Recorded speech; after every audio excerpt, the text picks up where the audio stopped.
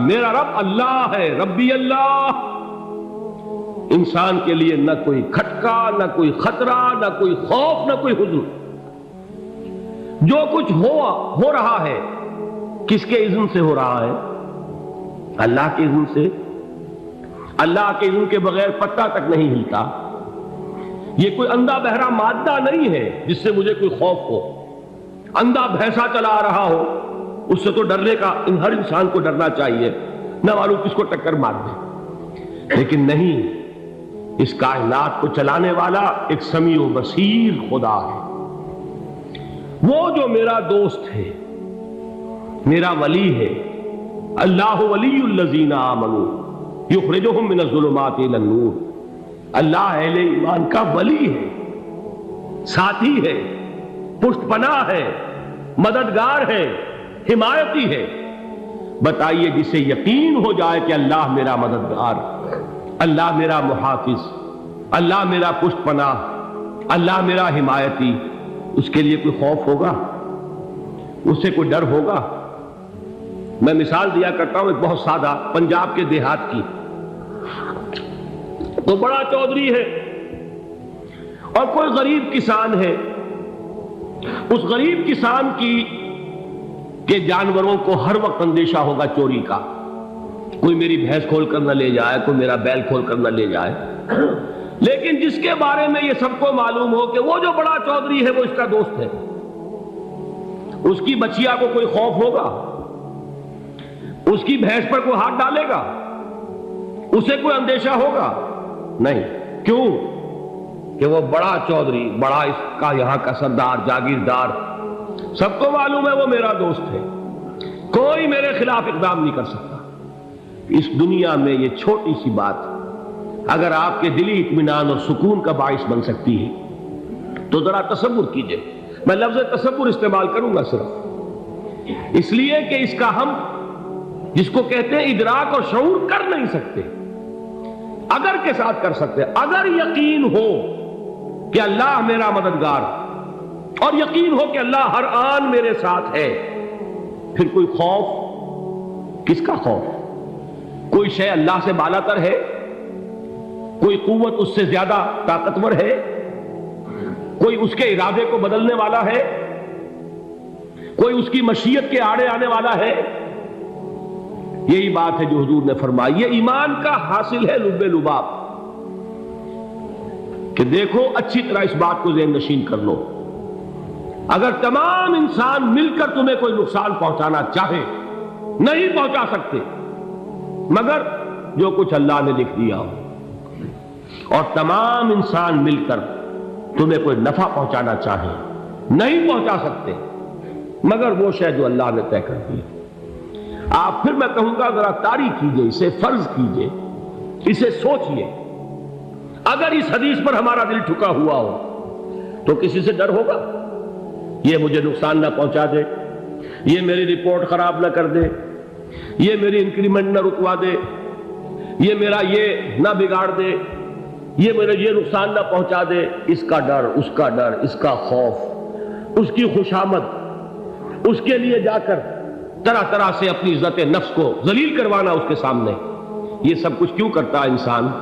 جب سمجھتا ہے کہ اس کے ہاتھ میں میرا کوئی نفع ہے، اس کے ہاتھ میں میرے لیے کوئی ضرر ہے، یہ مجھے کوئی غضب پہنچا سکتا ہے، یہ مجھے کوئی نقصان پہنچا سکتا ہے، یہ میرا کوئی کام بنا سکتا ہے، یہ میری کوئی ضرورت پوری کر سکتا ہے، اسی کا نام شرک ہے۔ جہاں آپ نے یہ سمجھا کہ غیر اللہ کے اندر کوئی طاقت موجود ہے، وہی شرک ہے۔ بتوں سے تجھ کو امیدیں، خدا سے نومیدی، مجھے بتا تو صحیح اور کافری کیا ہے؟ شرک تو یہ ہے۔ جس پر بھی تمہیں یہ خیال ہے، کلمہ ہے یہ کلمہ سوم، لا حول ولا قوت الا باللہ، ذرا اس پر دل کو کبھی اگر آپ تصور کریں، پھر فرض کریں، دل ٹھک جائے اس پر، کوئی طاقت نہیں۔ یہی بات تھی جو شیخ عبد القادر جیلانی رحمۃ اللہ علیہ نے اپنی وصیت میں اپنے بچے سے کہی۔ 11ویں دینے والے ہیں، لیکن حضرت شیخ عبد القادر جیلانی کی وصیت اور تعلیمات کو کتنے لوگ ہیں تم جانتے ہو؟ یہ جن مقامات تک پہنچے ہیں وہ کس چیز کی بدولت پہنچے؟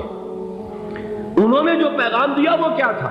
اے میرے بچے، جس طریقے سے قرآن مجید میں حضرت لقمان کی نصیحتیں جو ہے نقل کر دی گئی ہیں، میں یہ عرض کروں گا بالفرض اگر قرآن حضرت عبد القادر جیلانی کے بعد نازل ہوا ہوتا تو شیخ عبد القادر کی یہ نصیحتیں بھی قرآن میں درج ہوتی. اتنی اونچی نصیحتیں ہیں. اے میرے بچے، اس حقیقت کو ذہن نشین کر لے، لا فاعل فی الحقیقت ولا مؤثر الا اللہ. اس کائنات میں نہ کوئی فاعل حقیقی ہے نہ مؤثر حقیقی ہے سوائے اللہ. کسی شے میں کوئی تاثیر نہیں اگر اللہ نہ چاہے. آگ جلا نہیں سکتی اگر اللہ نہ چاہے. پانی ڈبو نہیں سکتا اگر اللہ نہ چاہے. زہر ہلاک نہیں کر سکتا اگر اللہ نہ چاہے. کوئی چیز فائدہ نہیں پہنچا سکتی اگر اللہ نہ چاہے. تو در در پہ کیوں سر جھکاتے ہو؟ در در پر کیوں جبیں سائی کرتے ہو؟ سب کے سامنے کیوں ہاتھ پھیلاتے ہو؟ ایک اللہ سے مانگو، ایک اللہ کے سامنے زمین پر اپنی جبین رکھو. لا فاعل فی الحقیقت ولا مؤثر الا اللہ. نظر آتا ہے ہمیں کہ پانی پیاس بجھا دیتا ہے. پیاس بجھانے کی صلاحیت پانی میں نہیں ہے، اللہ کے اذن سے. کھانا بھوک مٹا دیتا ہے. بھوک مٹانے کی صلاحیت کھانے میں نہیں ہے، اذن رب میں. دیکھیے یہی یقین تھا. حضرت موسیٰ علیہ السلام کا واقعہ یاد کیجئے. سامنے سمندر آ گیا ہے. قوم دیکھتی ہے پیچھے کہ گرد و غبار کا طوفان. معلوم ہوا کہ فرعون اپنے لشکر سمیت آ گیا. لشکر جب چلتا تھا تیز رفتاری کے ساتھ تو گرد و غبار کا جو طوفان اٹھتا تھا اس کا تصور کیجیے. اور لمحہ بلمحہ وہ قریب آ رہا ہے. پوری قوم نے کیا کہا؟ اے موسیٰ انا لمدرکون، اے موسیٰ ہم کو پکڑے گئے.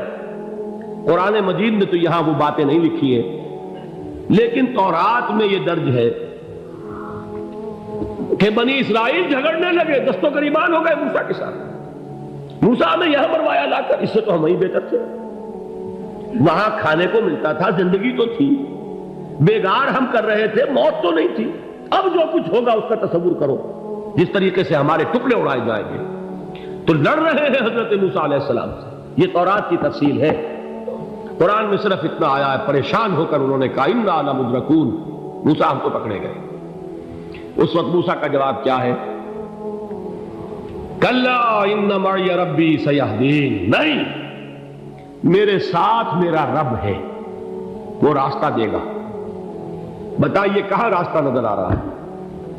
یہ ہے ایمان بالغیب. راستہ نظر نہ آئے تب اللہ پر یقین ایمان ہے. جیب میں پیسے ہوں اور تب دل کو اطمینان ہے تو ایمان کس پر ہوا؟ پیسے پر، اللہ پر نہیں. جب وسائل و ذرائع نہ ہو اور پھر یقین ہو کہ اللہ مسبب الاسباب ہے، وہ اسباب کا پابند نہیں ہے، وہ اسباب کا محتاج نہیں ہے، اسباب اس کے محتاج ہے. اگر یہ یقین ہے تو اللہ پر ایمان ہے. یہ نہیں ہے تو تمہارا ایمان اسباب پر ہے، وسائل پر ہے، ذرائع پر ہے، مادیات پر ہے، اللہ پر نہیں. اس وقت کہاں راستہ تھا؟ کوئی راستہ تھا؟ سمندر ہے اور ادھر سے لشکر آ گیا ہے. کلا ان معی ربی سیہدین. اب دیکھیے ایمان کہہ دینا آسان ہے، ہوا معکم اینما کنتم، جہاں کہیں بھی تم ہوتے ہو اللہ تمہارے ساتھ ہوتا ہے. لیکن اس کا یقین قائم ہو جائے تو زمین و آسمان کا فرق واقع ہو جائے. یہی بات ہوئی حضور کے ساتھ. غار ہے، چھپے ہوئے ہیں محمد رسول اللہ اور آپ کے وہ یار غار ابو بکر صدیق رضی اللہ تعالی عنہ. اقبال نے حضرت ابو بکر کی شان میں چند اشعار کہیں صرف، لیکن واقعہ یہ ہے کہ بھاری بھاری نظموں پر اور قصیدوں پر بھاری ہے. طویل ترین نظمیں اور قصیدے ہوں ان پر بھاری ہے. ہمتیں ابو بکر کی ہمت جو ہے، کشت ملت را چو ابر، جیسے بارش سے کھیتی اپجتی ہے، ابو بکر کی ہمت اور عزیمت اس امت کو اسی طرح سینچنے والی ہے. ثانیے اسلام و غار و بدر و قبر، وہ دوسرے تھے، اسلام میں دوسرے. پہلے کون تھے؟ انا اول المومنین، حضور فرماتے ہیں سب سے پہلا ایمان لانے والا میں. دوسرے ابو بکر. ویسے ہمارے ہاں یہ چلتا ہے اختلاف، حضرت علی پہلے ہیں کہ حضرت ابو بکر پہلے ہیں، لیکن اس میں بڑی خوبصورت تطبیق قائم کی ہے علماء نے، اور بہت صحیح ہے. 4 کے بارے میں فیصلہ ہی مت کرو کہ کون پہلے. ان کی ایک عجیب تقسیم کر دی ہے. آزاد مردوں میں، بالغ مردوں میں سب سے پہلے ابو بکر، بچوں میں سب سے پہلے علی، خواتین میں سب سے پہلے خدیجہ، اور غلاموں میں سب سے پہلے زید بن حارثہ. بڑی پیاری تقسیم ہے، یہ چاروں ہی پہلے ہیں، ہر ایک کے لیے اولیت ہے. اور واقعہ یہ ہے کہ اگر زمانی اعتبار سے تعین ہوگا تو پہلے خدیجۃ الکبریٰ آئیں گی رضی اللہ تعالی عنہ. کسی اور سے بات کرنے کی نوبت بعد میں آ سکتی ہے، پہلے تو اہلیہ محترمہ سے بات ہوئی. آتے ہی پہلی وحی ہوئی ہے، ابھی تبلیغ کا حکم نہیں تھا. کس کو بتایا واقعہ؟ ابھی اپنی نبوت کی تبلیغ کا تو حکم ہی نہیں آیا. واقعہ کس کا ہے؟ وہ خدیجہ کا ہے. جب کہا ہے کہ خشیت علی نفسی، مجھے اپنی جان کا اندیشہ ہے، تو کیا جواب دیا خدیجہ نے رضی اللہ تعالی عنہا؟ وہ صدیقۃ الکبریٰ ہے. صدیقات جو ہے خواتین، ان میں چوٹی پر خدیجۃ الکبریٰ ہے رضی اللہ تعالی عنہا. اور صدیق جو مرد ہیں ان میں صدیق اکبر ہے ابو بکر صدیق رضی اللہ تعالی عنہ. لیکن صدیقات میں چوٹی پر. جب حضور نے فرمایا خشیت علی نفسی، کیا فرمایا، کیا عرض کیا، کیسے تسلی دی؟ نہیں نہیں، اللہ آپ کو ضائع نہیں کرے گا. آپ غریبوں کے ہمدرد ہیں، آپ مساکین کے تکالیف رفع کرنے والے ہیں، آپ بیواؤں کی سرپرستی کرتے ہیں، آپ مسافروں کی خدمت کرتے ہیں. اللہ آپ کو ضائع نہیں کرے گا، یہ یقین ہے اس خاتون کے اندر. خیر وہ ایک علیحدہ بات ہو جائے گی.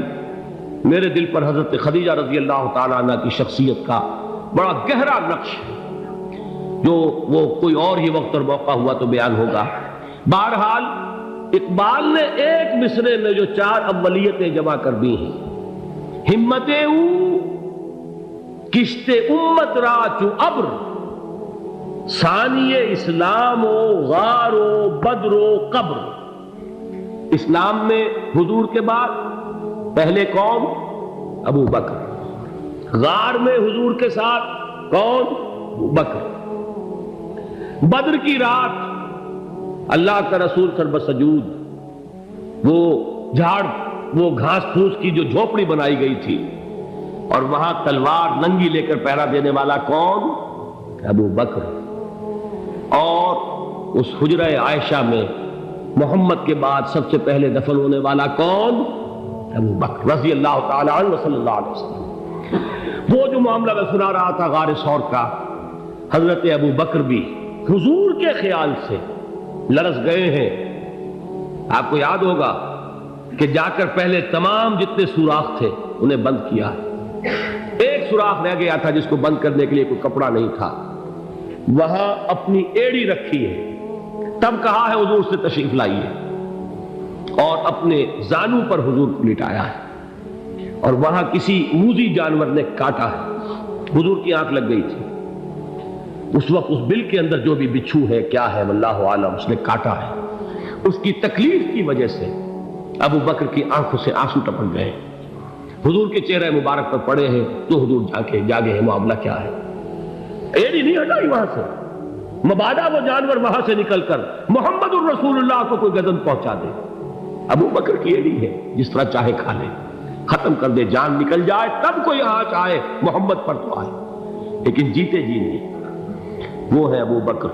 حضور کے خیال سے اس وقت حضور نے پھر اپنا لعاب دہن لگایا ہے، اور اس سے پھر آپ کی تکلیف ختم ہوئی.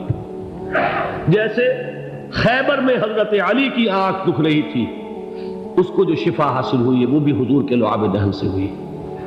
تو بہرحال اس وقت انہوں نے کہا ہے کہ اے نبی یا رسول اللہ، اگر اس وقت ان میں سے کسی نے غیر ارادی طور پر بھی اپنے قدموں کی طرف جھانک لیا تو پکڑے جائے.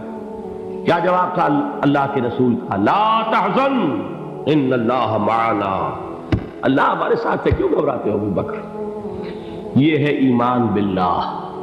میرا مالک اللہ، میرا رازق اللہ، میرا محافظ اللہ، میرا مددگار اللہ، میرا پشت پناہ اللہ، میرا دوست اللہ۔